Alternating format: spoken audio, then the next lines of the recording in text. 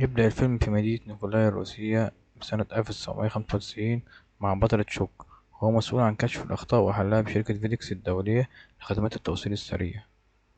ويروح مخزن من مخازن الشركة وهو بيزعل العمال بسبب تأخيرهم، وبعدها هيتصل بمراته كيلي ويقول لها اليوم ما يجي للبيت، ويشوف صديقه ستان ويعرف منه إن زوجته مريضة بالسرطان. ويقول له هديك رقم دكتور كويس يقدر يعالجها، ويروح لمراته المكان بتاع شغلها ويرجعوا البيت مع بعض. ويجي يوم الكريسماس وتتجمع العيلة الكريمة، ويجي اتصال لشاك عن رحلة طارئة للتوصيل لدولة تانية، ويقعد مع مراته قبل ما يروح، وتقول له أهم شيء تكون معايا في السنة الجديدة، وتوصله للمطار وتديله ساعة هدية فيها صورتها. يقول لها أنا مصدقت أخلص من وشك، بتديني ساعة فيها صورتك؟ الله أكبر. المهم أخدها واداها علبة مغلفة وقال لها افتحيها اما ترجعي البيت أو في بداية السنة الجديدة. ويودعها ويركب الطيارة وتتحرك وتطير فوق المحيط الهادي، بس المرة دي المحيط مش هادي لأن الطيارة ابتدت تتعرض للمطبات الهوائية. ويروح يتشكل الحمام عشان يغسل وشه، وفجأة المحيط يتقلب عليهم، محرك الطيارة اتفجر بسبب المطبات القوية. ويحاول مساعد الطيارة يساعد تشاك ويديله جهاز التنفس الصناعي، وتنزل الطيارة تقع بسرعة وتقع منه ساعة مراته، ويحاول ياخدها قبل ما يلبس سترة النجاة. ويشوف مساعد الطيارة وهو بيتقلب قدامه ويقع على دماغه، ويشوف من شباك الطيارة إن البحر قرب بسرعة عليهم، وتتدمر الطيارة في المحيط اللي مش هادي، وتغرق الطيارة بكل واحد فيها.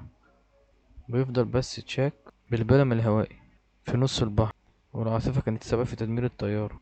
ويفضل موجود في البلم لحد ما يخبط في صخرة، ويبص يلاقي نفسه وصل لجزيرة مهجورة في نص البحر. ويفضل نايم على الشاطئ للصبح، ويقعد يشوف جهاز الإرسال خربان ليه، هو والساعة بتاعت مراته. ويشوف على الشاطئ الطردين من اللي كانوا هيوصلوه، ويروح يجيبهم. وبعدين يتمشى على الجزيرة يدور على ناس، ويحفر في الرملة كلمة هيلب عشان أي حد يشوفه يجي ينقذه. ويجي الليل ويتخيل إنه سمع صوت من وراه، يمسك الخشب عشان يدافع عن نفسه. وآخر حاجة قالك ما بدهاش بقى، وراح ضاربها نومة وقعد للصبح. بعدين شاف المية مسحت نص الكلمة، راح جاب خشب وكتب بيه كلمة هيلب. ويقعد يلم في الطرود اللي يلاقيها، ويقع عليه جوز هند ويكسرها ويفتحها ويشرب ميتها. ويفضل يتمشى في الجزيرة ويلبس قماش في رجله عشان ما يتجرحش، ويطلع على أعلى قمة الجزيرة ويشوف جثة الطيار اللي كان معاهم، ويروح يجيبه ويدفنه وياخد جزمته والكشاف اللي معاه عشان يستفاد منه. يبدأ تشاك يتعود على حياته في الجزيرة ويجمع مية المطر بجوز الهند ويصطاد سمك وياكله. وفي نص الليل يشوف ضوء من سفينة بعيدة وينادي عليه، وينور الكشاف عشان يشوفوه. ويجي الصبح وياخد البلم ويتحرك لجهة السفينة، وتيجي الأمواج توقعه في البحر وتجرحه الأعشاب. ويبوظ البلم بتاعه ويرجع الجزيرة وتحصل عاصفة قوية، ويشوف كهف في الجبل ويروح له يشوف حفرة صغيرة فيها مية وينزل يشرب منها زي الكلب مع احترام يعني. ومن كتر التعب ينام وينسى الكشاف شغال. يجي الصبح ويلاقي الكشاف خلص شحن، يروح للشاطئ ويفتح الطرود اللي جمعها، يكشف يدور على حاجة يستفاد منها. ويلاقي شرايط فيديو وطوبة ملفوفة عليها شكل هدية وجزمة تزحلق على الجليد. وآخر طرد يسيبه ما يفتحوش. يبدأ يستخدم الأشياء اللي لقاها، ياخد رباط الجزمة ويشده على الجرح اللي في رجله، ويستخدم الحديد اللي بيفتح بيه جوز الهند. بيحاول يصطاد سمك بس ما قدرش، يقعد يوم كامل بيحاول يولع نار بس ما يقدرش وتتجرح ايده. ويتخانق ويقعد يحدف في الحاجات اللي معاه، ويرمي الطوب ويرمي العلبة، ويغسل ايده في البحر ويلفها. وبعد ما يهدى ويشوف الكورة والدم اللي عليها لكنها شكل وجه، ويعمل لها مناخير وبق وعيون، يخليها قدامه ويتكلم معاها لكنها صاحبه. ويقول له انا هولع نار، وأول مرة يولع نار ويفرح، ويقعد يزود في الخشب عشان ما تتفيه، ويرقص حواليها من الفرح. ويقعد يشوي وياكل هو وصديقه الكورة اللي سماه ويلسون. ويحس بوجع في سنه بس يكمل أكل عادي.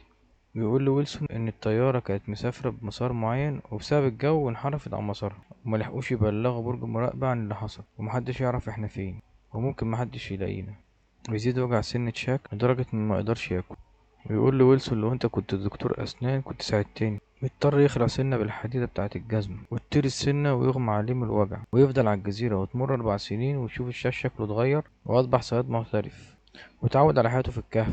وفي يوم شاف كابينة على الشاطئ وأخدها، وفكر يعمل بيها شراع سفينة صغيرة، وياخد رأي ويلسون بالموضوع.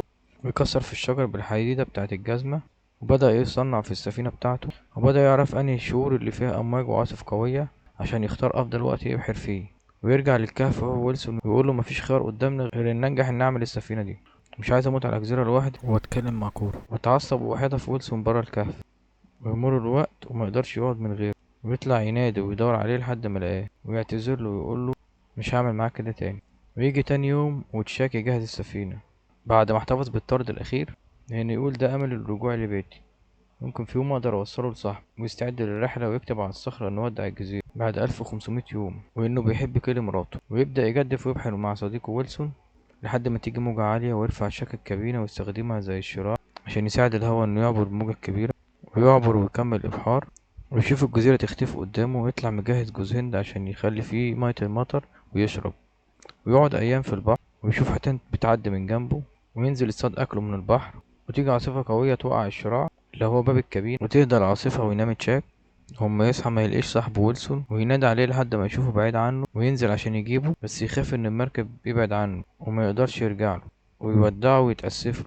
ويفضل نايم ويعيط على صديقه ويلسون، ويفضل نايم لحد ما تيجي سفينة تعدي من جنبه. وبعدها تظهر كيلي اللي يجيلها اتصال وتعرف ان زوجها تشاك عايش ويغمى عليه. وبعد 4 شهور يرجع تشاك بشكله الطبيعي وهو مع صاحبه ستان، واللي يقوله ان كيلي افتكرتك ميت وعملنا لك جنازة وقبر واضطرت تنساك وتتجوز. وتشاك يقوله انه حزين على وفاة زوجتك بسبب مرض السرطان. ويرجع المطار ويشوف شركته عامله له احتفالية بمناسبة رجوعه. ويجي واحد ويقوله انه زوج كيلي وهي بتعتذر لانها مش قادرة تيجي تشوفك. ويبص تشاك من الشباك ويشوف مراته بطولة امه وتبكي عمالة تعيط وتركب مع راجلها الجديد وتمشي. وأصدقائه يعملوا حفلة بمناسبة رجوعه. ويروحوا بعد ما تخلص ويشوفوا تشوك كمية الأكل قدامه والولاعة اللي بتولع نار بسرعة وسهولة. ويجي الليل ويفضل يبص لساعة مراته ومشتاق لها البومة. ويقرر يروح لبيتها ويأجر تاكسي ويروح. ويفضل واقف قدام الباب متردد يخبط ولا لأ. وقبل ما يدق الجرس فتحت له الباب وقالت له أنا عارفة إنك هتيجي. ودخلته البيت وشاف صور بنتها وعرف إنها اتجوزت وخلفت. وقال لها أنا جيت عشان أرجعلك ساعتك وتاخدوا الجراج وتوري له عربيته القديمة على أساس إنها محتفظة بيها. وقال لها يلا هات المفاتيح. وخد عربيته وطلع وجريت وراه وناديته وركبها العربية عشان المطر. وقالت له إن هي لسه بتحبه. قال لها لسه بتحبيني ورجعت لقيتك مخلفة بنت؟ امال لو مش بتحبيني كنت هتعمل ايه؟ روح ارجعي لبيتك وعيلتك، خلاص مش عايزة. وراح لصديقه ستان ويحكي له عن ايامه بالجزيرة، وانه مرة راح يشنق نفسه ولف الحبل على جذع الشجرة وانكسرت الشجرة. ووقتها حس انه لازم يبقى عايز. ويقرر انه يوصل للطرد اللي جابه مع صاحبه، ويوصل للعنوان وما يلاقيش حد في البيت، ويكتب رسالة ان الطرد ده هو اللي انقذه وكان بيديله الامل. ويعلقه على الباب ويمشي. ويقف على تقاطع الطرق ويشوف واحدة بتقوله شكلك تايه وبتدله على الطرق اللي بتوديه للتقاطعات دي. وتمشي ويشوف على عربيتها نفس العلامة الموجودة على عنوان الطرد. ويعرف إنها صاحبة الطلب. وأنا عندي فضول عايز أعرف إيه اللي في الطرد ده. وخلص الفيلم وحسبي الله ونعم الوكيل. والسلام عليكم ورحمة الله وبركاته.